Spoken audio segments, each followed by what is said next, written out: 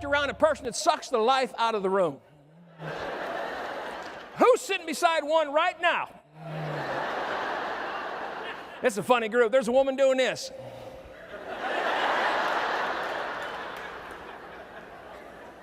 Well, there was two ways to make it. Have a relative in senior management. That's always good for a promotion. Or be gifted at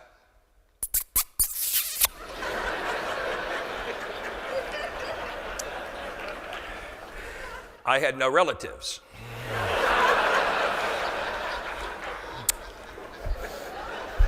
But I was gifted. Avenue Q in Lubbock, Texas. I walk into a Taco Bell one night, and the kid behind the counter says this to me as I walk in. Sup? I said, what's up? He said, you need something. I said, I want a beef burrito, but I'm worried. He said, about what? I said, I don't think you have the energy to pull it off. You know what he said to me? He said he was burned out. I said, you're not burned out. He said, how do you know? I said, I don't think you've ever been lit.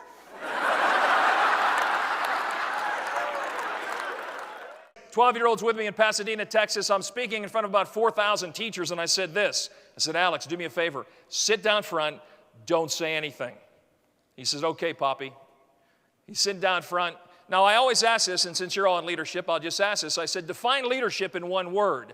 If you can define leadership in one word for me, and it's the word that I have defined it as, I will sign a copy of my book, Enjoy the Ride. It's yours at no cost. No one ever gets it. Except a teacher that day in the front row said, influence. I turned and I was like shocked. And I'm thinking to myself, man, this is going to be a sharp group.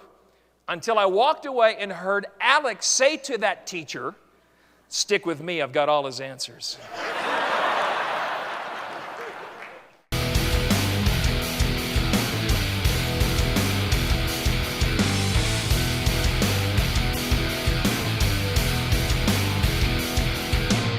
Purpose is the drive. Passion's the fuel. Pride is the definition of who you are. You take pride. I remember somebody saying to me recently, and it was another speaker who said, you make it look easy. I said, it's not easy. I said, you read, you study, you watch comedians, you watch professional speakers. And as a writer, I read 36 books a year. I read. It's not easy. Here's my theory. You prepare hard and you finish easy. But I take pride in what I do. I want to be the best. I spent 11 years in a company. For 9 years, I had an incredible career. For the last 2, it became a job because I lost my passion.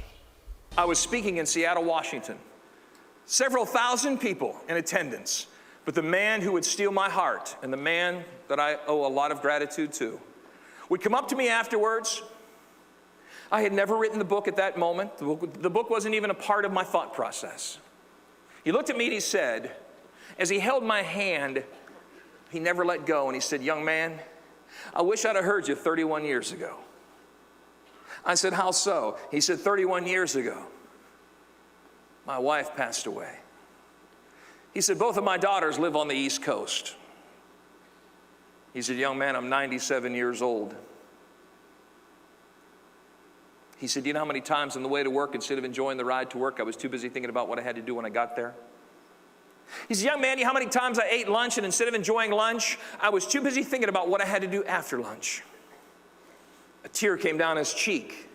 He said, young man, do you know how many times I sat at dinner with my beautiful wife, who's no longer on this earth, and those 2 beautiful daughters who live 3,000 miles away? He said, you know how many times I sat at dinner, instead of enjoying those moments, I was too busy thinking about what I had to do after dinner? Then he looked at me and he said, both tears. Young man, I'm 97. He said, please never stop telling the audience to live that moment. Because he said, I've lived my life 30 minutes ahead. And he said, I can't go back. I looked at that, and on the flight home from Seattle back to Pittsburgh, I actually wrote those 3 words, enjoy the ride. Then I would write a question. Below that, I wrote, I still have the original piece of paper, where I wrote, are you? Question mark. See, it's not about what you own. It's not about what you have and where you live and what you drive. What it simply is about, do you wake up in the morning, love what you do, have the passion to do it, and enjoy the people around you, and really savor those moments.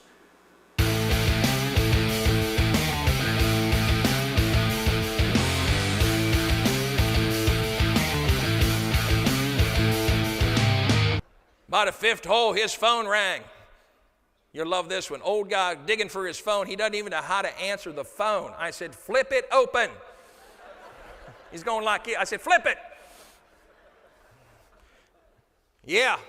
Hey, cutie pie. Yeah, cutie pie. He said, yeah, how about Friday night? Yeah, 7 o'clock. Yeah, we'll go eat first, and then we'll go for groceries. Never good to go for groceries before you eat. You never want to be hungry. You buy too much. Yeah, I said, yeah. I'll see you Friday night. This guy's old, right? We get up to the 7th hole, his phone rang again. Hello. Yeah. No, sugar. Friday is not a good night.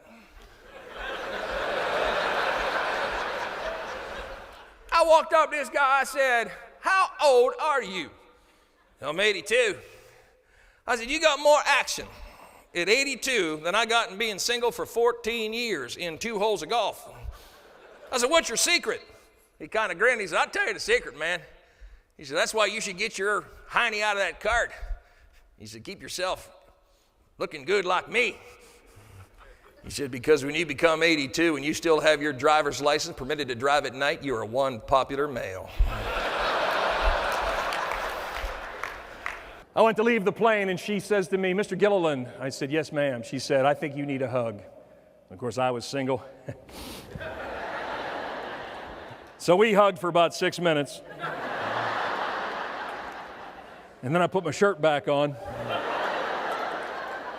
I just like hugging without my shirt. Said, I hired a speaker last year, Armani, Gucci, Rolex, perfect hair, perfect kids, perfect wife. He was perfect. He said, my guys hated him. He said, they're going to like you. I said, how do you know they like me? You screwed up half your life. My men can relate to you. Every day you wake up, you can make a difference. Here's my question as I end this, and it's this. If I were to go back to your organization, and I were to say to the entire group of people that work there, what 5 people have made the biggest difference in your life? Let me ask you a question. How many of you would be on their list? Make sure every day you wake up that you make someone's list. And if Margaret were here, she would say it this way. It's about being driven by a purpose and fueled by a passion defined by pride. But the gift she would close you with is the gift I'll close you with. It's not how you start this life, and it's not how you finish this life. The true joy of life always has been and always will be in the trip. Make a difference and enjoy the ride. God bless. Thank you so much.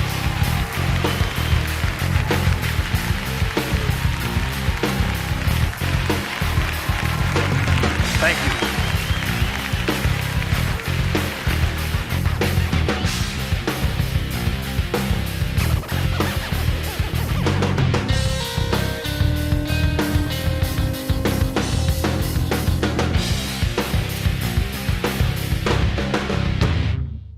When the moderator announced that Steve was coming back up to the stage to speak again, I looked down the row.